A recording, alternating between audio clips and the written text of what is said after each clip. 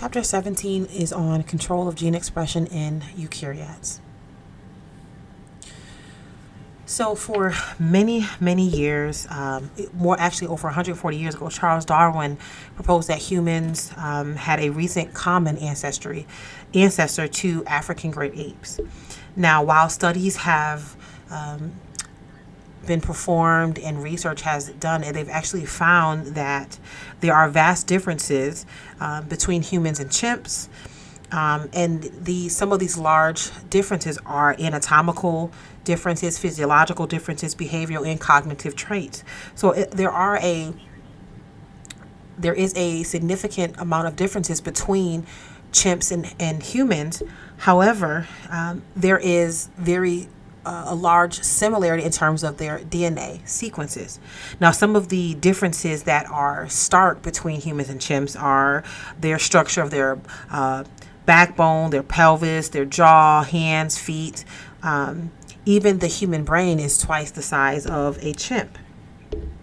So there's a clear phenotypic difference between the two. But when you start to look at the actual DNA level, there's only about a 1% difference in base pairs and about 3% difference in insertions and deletions. So the question becomes, how is there such a stark difference in all of these physiological, cognitive, structural differences between humans and chimps, yet in the DNA level there's only about a 1% difference, and they're considered to be the closest ancestor to humans? So studies were done by Mary Claire King and A.C. Wilson in 1975. And what they found from their studies, they suggested that these genetic variations that exist between humans and chimps, their differences tend to be concentrated in regulatory sequences. This is the part of the genome that controls the gene expression of other genes. Hence why we are talking about control of gene expression in eukaryotic cells.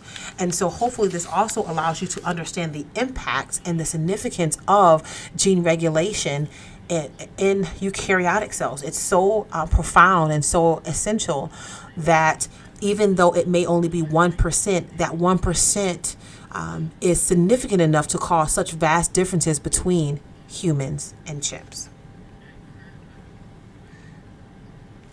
So, when talking about gene regulation in a eukaryotic cell, there are many similarities between eukaryotic cells and bacteria. There are many commonalities between them, but there are significant differences that are important. Okay, so one, you have each structural gene has its own promoter and is transcribed separately.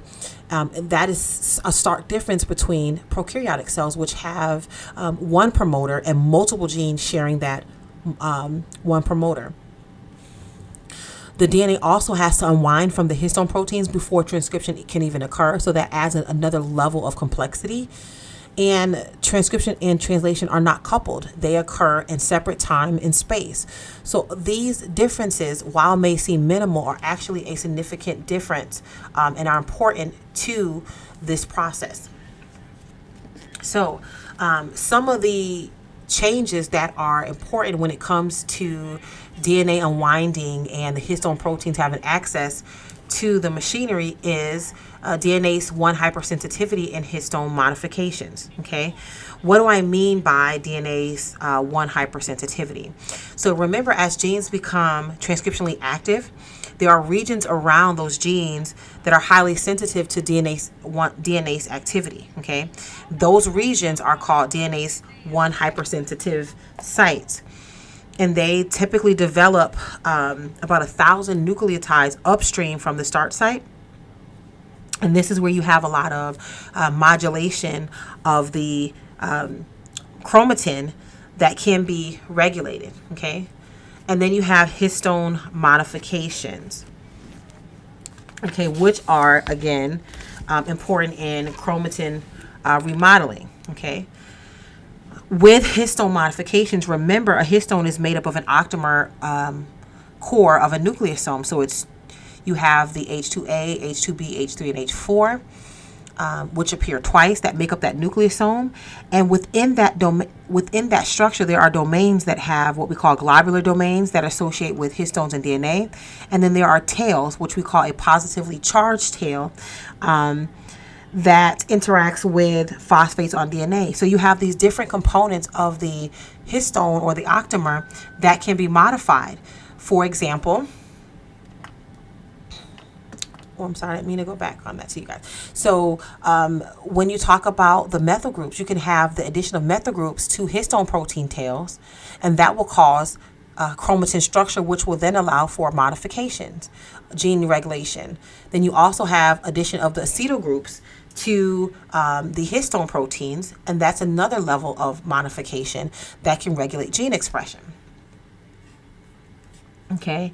Also keep in mind that there are enzymes that help with this process, and those enzymes are called methyltransferases. And these enzymes, methyltransferases, help to add these methyl groups to various amino acids, usually lysine and arginine, to modify or regulate gene expression.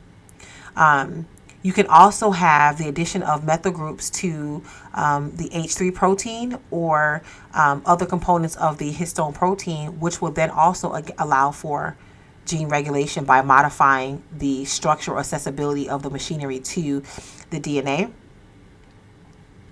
as well. Okay, so let's look at chromatin remodeling complexes, okay, because these chromatin remodeling complexes really allow for the repositioning of the nucleosomes, thereby allowing the machinery to access the RNA, the DNA, and allow for RNA polymerase to have a greater or more efficient access to the machinery.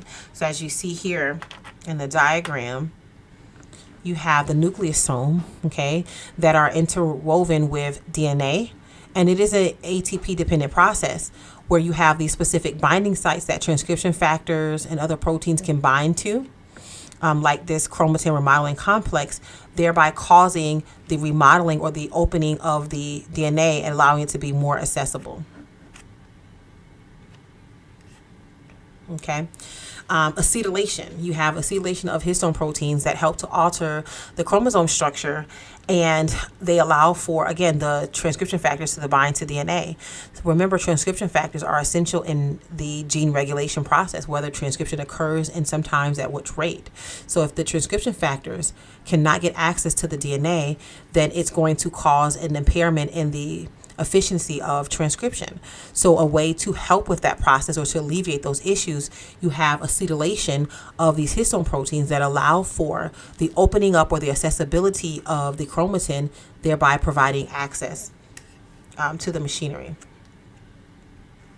Okay, so acetylation of histone proteins, an example of this process would be in flowering plants in Arabidopsis. Okay. The time at which flowering plants take place is critical in the life of a plant. And so if flowering is initiated at the wrong time of the year, pollinators may not be available to fertilize the flowers, or you can have environmental conditions that may be unstable or unsuitable for the germination of the seeds. So the FLC gene plays an important role in suppressing flowering until an extended period of, like, let's say cold, a long period of cold, which is called vernalization. So as long as the FLC is transcriptionally active, the flowering remains suppressed. Then you have the FLD gene, which encodes that deacetylase enzyme, and it's responsible for removing the acetyl group from the histone protein. And what that does is it causes the stimulation or stimulates the flowering by repressing the FLC. So the FLC gene and FLD gene work together in a regulatory or a compensatory mechanism, regulating flowering so that you can have the proper activation of these genes, so therefore it protects the flowering process of the plant. And so this just goes to show you that the acetylation or deacetylation, okay, of these genes have a downstream effect on whether you have proper flowering of or germination of the flowers for this specific plant, the Arabidopsis. So here's a visual example of this. You have the repression of flowering Okay, and in that case, you have acetylation of the FLC gene, okay, which destabilizes the chromatin structure, and it encodes for the regulator protein that represses flowering. So when you have the repressing of the FLC gene, no flowering takes place. The FLD gene, okay, produces the deacetylase enzyme. The deacetylase enzyme encodes, regulates the process of the FLC gene that we hear. And so the deacetylase enzyme produced by the FLD will then go back and remove that acetyl group on FLC gene. And if the deacetylase removes the acetyl group off of the FLC gene, then it restores the chromatin structure and you have no repression of flowering. So these two genes work hand in hand together, where you have the acetylation controlling whether you have transcription or not, thereby determining whether you have flowering or not.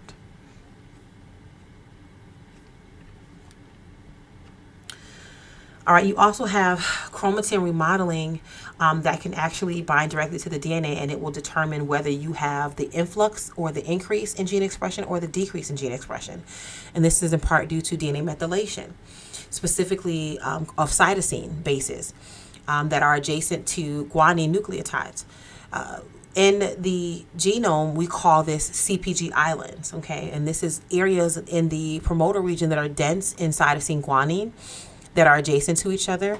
And so when you have these dense regions in the promoter region, oftentimes this is the place where methylation can occur, and it can determine whether a gene is turned on or off, or if you have hypermethylation or hypomethylation, meaning you have an increase in gene expression or a decrease in gene expression.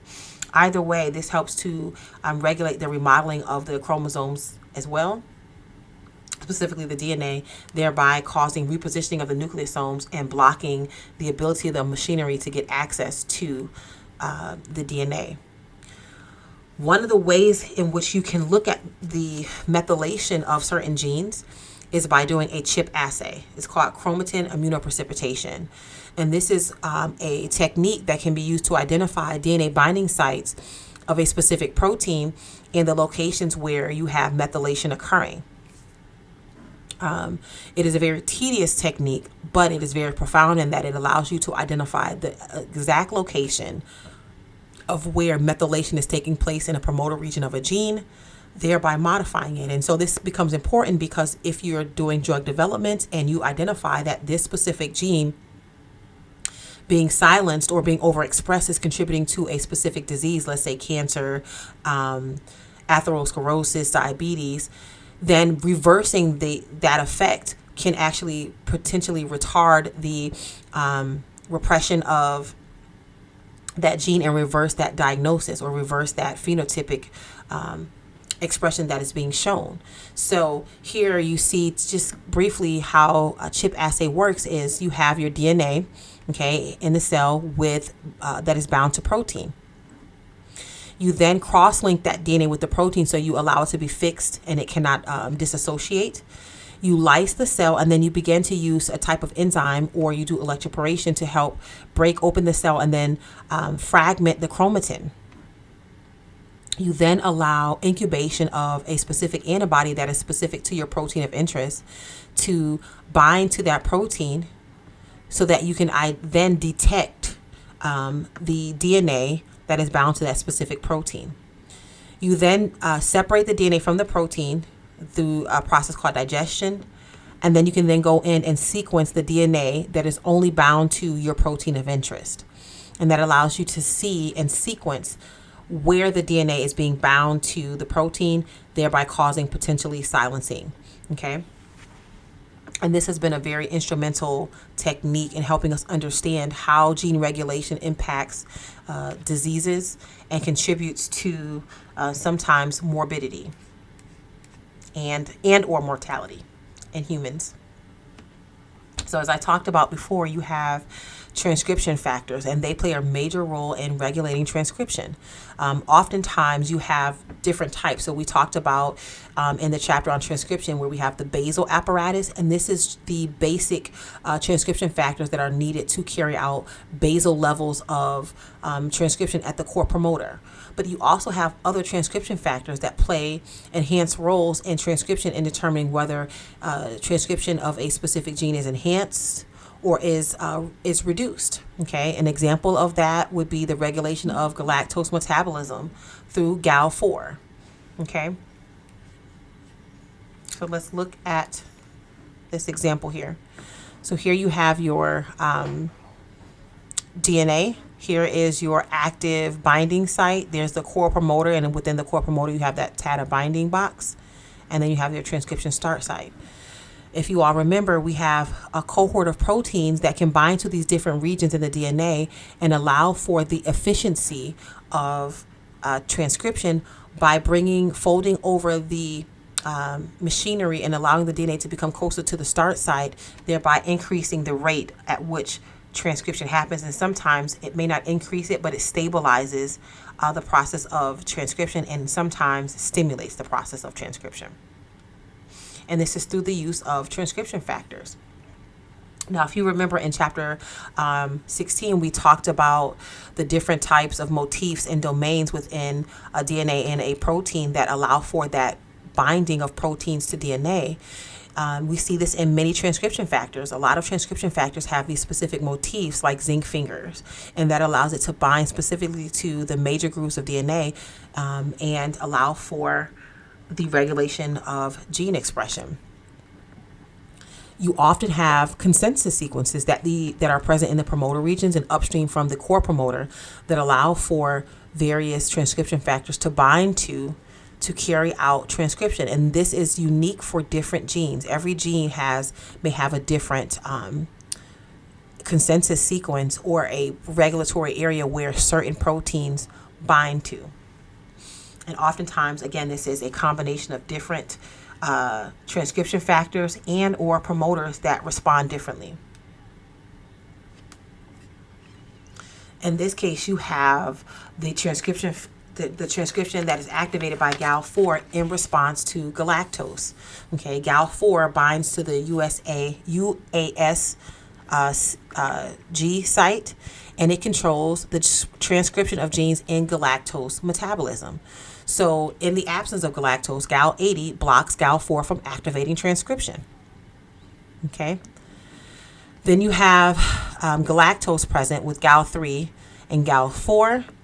And when that happens, Gal4 can now interact with the basal transcription apparatus and stimulate transcription. And so this interplay between these different transcription factors and molecules can thereby alter or regulate gene expression. Okay. Again, these different proteins play an integral role in the stimulation of transcription. Which brings us to a concept that we've talked about earlier on when we talked about transcription, and that is enhancers and silencers. In many eukaryotic cells, enhancers are highly abundant. But you have some enhancers or enhancer-like elements that are found in prokaryotic cells. The binding of transcription factors to the enhancer causes DNA between the enhancer and the promoter to loop out. And what it does is it brings the promoter region and the enhancer close together so that these transcription factors are able to interact directly with the basal apparatus.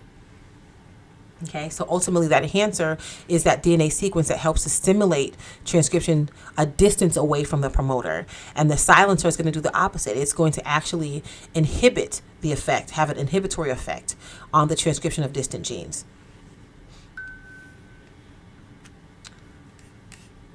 All right. An insulator is a DNA sequence that blocks or insulates the effect of enhancers. And it may cause the looping of the chromatin to form what we call these regions of genes that kind of interact with each other. So another way to look at this or consider insulators is if an insulator, okay, a sequence of DNA that lies between an enhancer and a promoter, it will block the action of the enhancer.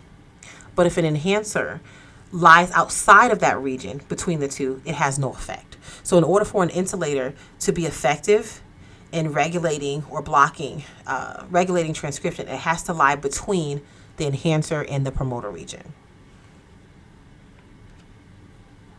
So let's look. Here you have enhancer 1, okay, which can stimulate the transcription of gene A, but its effect on gene B is blocked, okay, here's gene B, by the insulator, okay. If enhancer 2, which is right here, can stimulate the transcription of gene B, but its effect on gene A, which is here, is blocked by the insulator. So the insulator blocks the effect based off the previous gene, based off of where it's located. So its location is extremely important and will determine the type of regulation it will employ.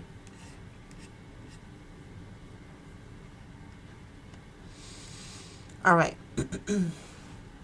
So some genes are not regulated by other proteins, but there may be genes that are, genes that regulate or are regulated by RNA degradation and processing. Okay. We talked about in previous chapters RNA splicing. Okay. Certain eukaryotic genes can be regulated through the control of mRNA processing, and also alternative splicing, which can lead to the production of different proteins. And we talked about this in different scenarios with different hemoglobin genes, myoglobin, and also alternative splicing in Drosophila with sexual development. So if you look in this diagram here, you have XX genotype versus XY, and one of the key genes in that process is the SXL gene. In XX embryos, the activated XL gene produces a protein.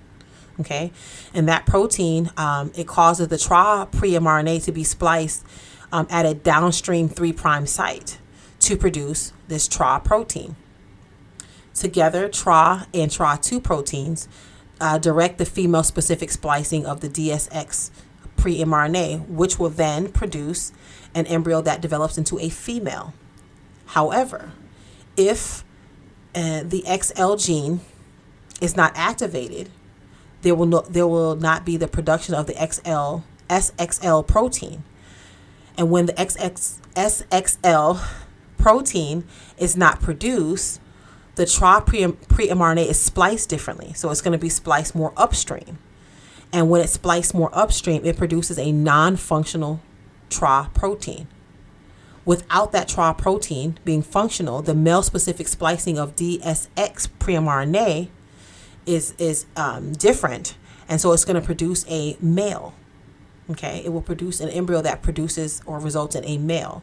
So this is going to show you that alternative splicing is actually important in gene regulation, and specifically, its splicing or differential splicing can have an effect on sexual determination.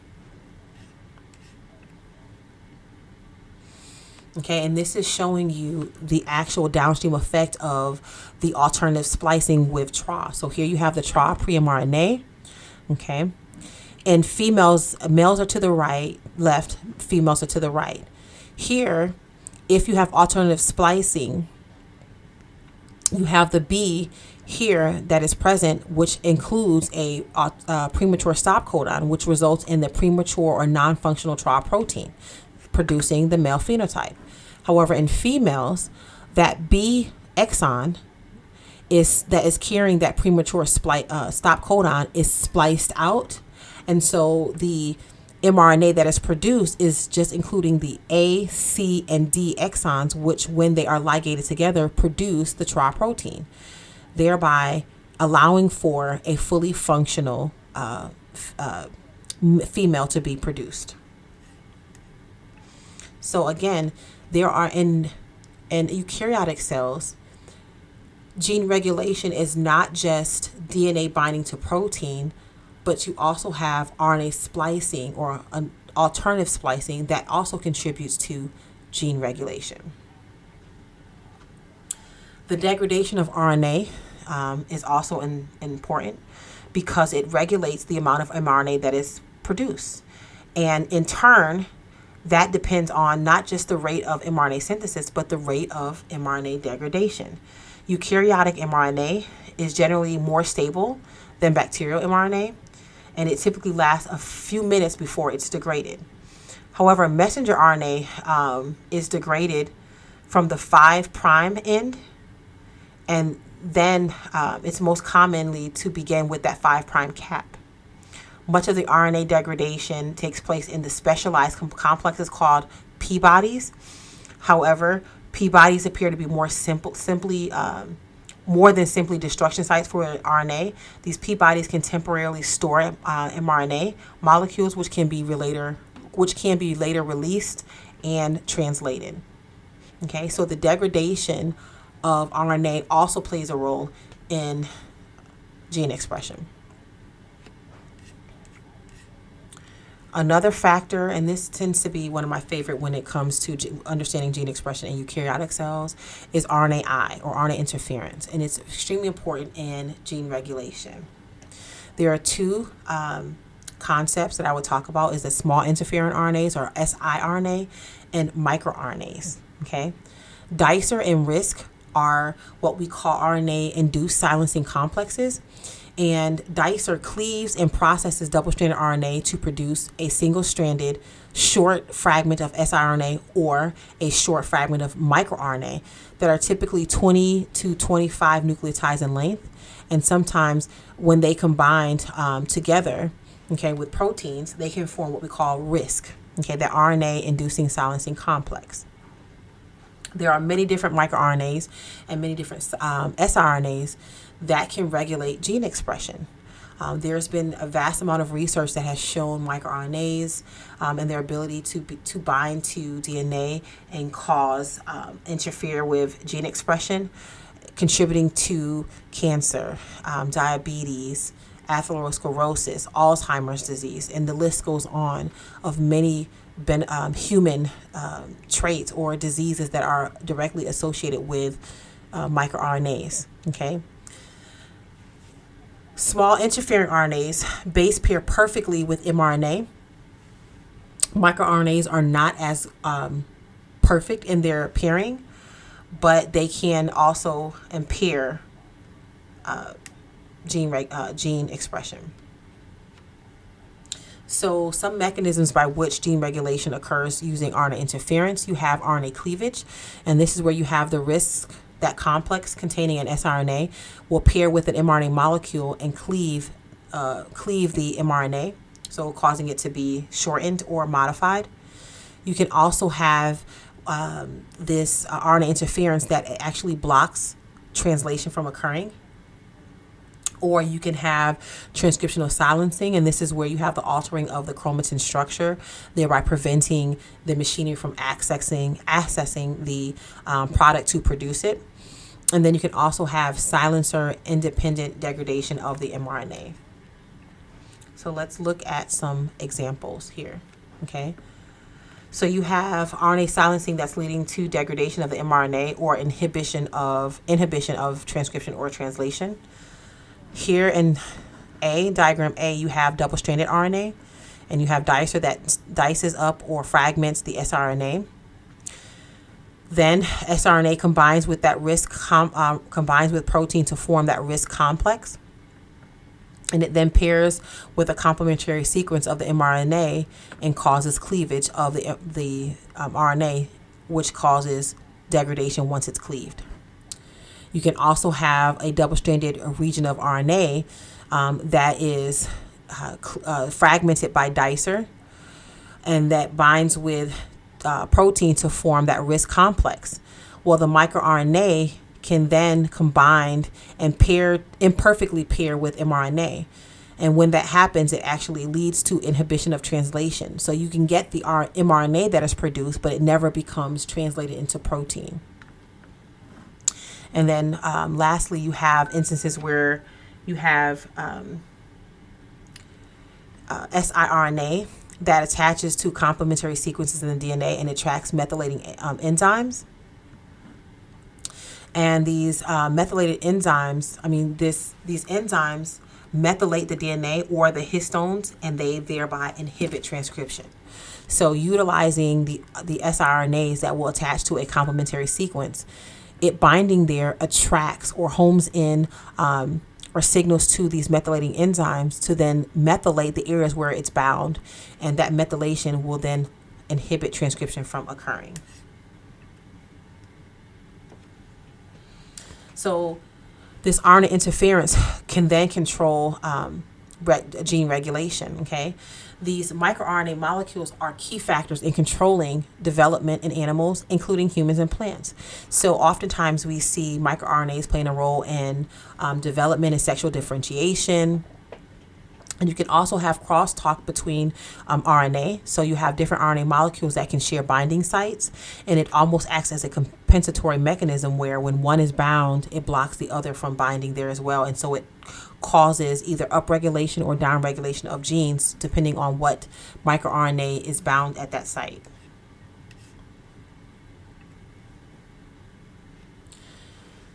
Another way in which gene regulation can occur in eukaryotic cells is by affecting translation or by modifying proteins. Okay, remember the process of transcription is also tied to the use of proteins, and so if proteins that help carry out that process are modified, it will therefore or thereby affect the rate of translation. Examples of that would be the availability of ribosomes, charged tRNAs, initiation and elongation factors that have a role in affecting translation. It can alter the rate of translation if these components are silenced or modified as well. So there's many different mechanisms by which gene regulation can take place. And this should echo why even though there's only a 1% difference between chimps and humans, that 1% difference that is highly concentrated in regulatory regions has a significant impact.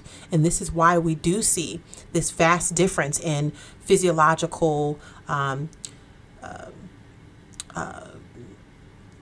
structural, behavioral, cognitive traits. There's a vast difference between humans and chimps. But on the DNA level, the basis there is only a 1% difference. But it's important to understand where this change is different, and that is in the regulatory reason. So this should echo the importance of gene regulation.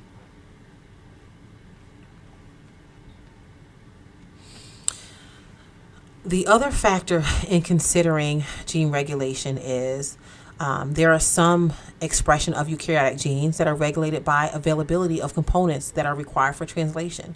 So in this diagram here, you see that there's exposure to an antigen which stimulates an increased availability for initiation factors and a host of proteins to carry out protein synthesis, leading to T cell proliferation. Now, the issue here is if you regulate or modify any of these proteins that are involved in initiation, it will thereby cause or impact T cell proliferation, which the downstream effect of that would be the alteration of the immune system. Okay, so I want you to understand that when you have an alteration of gene expression, the effect is pleiotropic. Okay, it's widespread and it's not isolated to just one incident. For a comparison of how gene expression or gene regulation differs in bacteria versus eukaryotic cells, table 7.2 is very, very instrumental in that. It allows you to see the different characteristics that can be controlled or that are regulated, and how it is either present or absent, or if it is at all important when it comes to bacteria versus eukaryotic cells.